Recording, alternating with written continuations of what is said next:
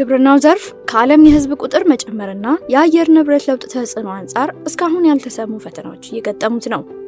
የተለመዱ የግብርና ዘዴዎች የዓለም ህዝብን የምግብ ፍላጎት ማሟላት እየተሳናቸው ስለመሆኑም ይነገራል። ለዚህ ዓለም አቀፍ ችግር አርቲፊሻል ኢንተለጀንስ ቴክኖሎጂ መፍትሄዎችን ማምጣት ጀምሯል። ከቅድመ እርሻ ዝግጅት እስከ ምርት መሰብሰብ ባሉ ሂደቶች ቴክኖሎጂው ሰፊ ለውጥ እያመጣ ነው።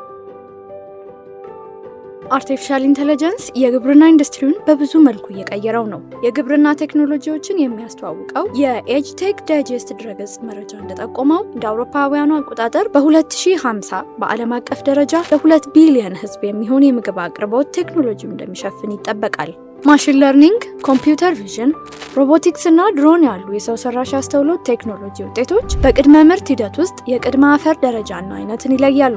ለአፈር ተስማሚ የሆነ ማዳበሪያና ዘርን በመጠቆም እንዲሁም የወቅትንና የዝናብ ሁኔታን በመተንበይ ለአርሶ አደሮች የተደራጀ ዳታን ያቀርባሉ። በዚህም ገበሬዎች ለአፈር ተስማሚ የሆነ ዘር እንዲዘሩ ይረዳሉ። በተጨማሪም ሮቦቶች በግብርና ውስጥ የካርበን ልቀትን ለመቀነስ አስተዋጽኦ እያበረከቱ ነው። በተለመደው መንገድ ይሰራ የነበረው የእርሻ ስራ ሂደት ለብክነት የተጋለጠና ሰፊ ጊዜን የሚወስድ ነው። በኤአይ የታገዙ ሮቦቶች ግን በጥንቃቄ ዘርን ከመዝራት ጀምሮ ውጤታማ በሆነ መንገድ የምርት ሂደትን ይከታተላሉ። በበሽታ የተጠቁ ሰብሎችን በማከም ጤናማ የሰብሎች አያያዝንም እያዳበሩ ነው። ሮቦቶች ውሃን በተመጠነ መልኩ ሰብሎችን ማጠጣት፣ ሰብልን የሚጎዱ ተባዮችን በመለየት የጸረ ተባይ ኬሚካል ርጭት በማድረግ የኬሚካል ግብዓቶችን በመቀነስና የሰብልን የእድገት ሁኔታ መከታተል ያሉ ሚናዎችን እየተወጡ ይገኛሉ።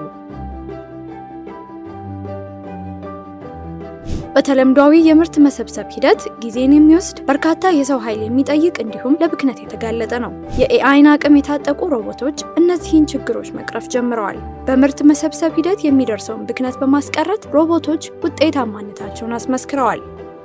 ኮምፒውተር ቪዥን፣ ስልተ ቀመሮች፣ ካሜራዎችና ሴንሰሮች የደረሱ ሰብሎችን ሮቦቶች በትክክል እንዲለዩና እንዲመርጡ ያስቻሉ ነው። ይህም በጥንቃቄ በጥራትና በቅልጥፍና ምርቶችን በመሰብሰብ አጠቃላይ ምርት እንዲጨምር እያደረጉ ነው።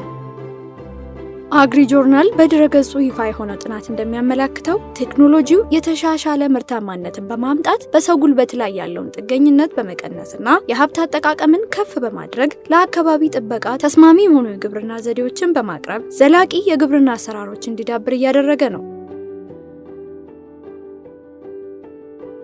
በዓለም አቀፍ ደረጃ የምግብ ፍጆታን ለማሟላትና ምርትን በከፍተኛ ደረጃ ለማሳደግ ኤአይ ትልቅ ተስፋ ተጥሎበታል።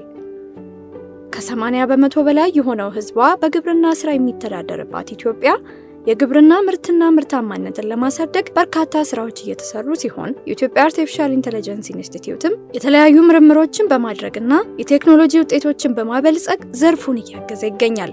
ከነዚህም ስራዎች ውስጥ የቡናና የቲማቲም በሽታዎችን መለየት የሚያስችሉ የኤአይ መተግበሪያዎች ማበልጸጉ ይጠቀሳል።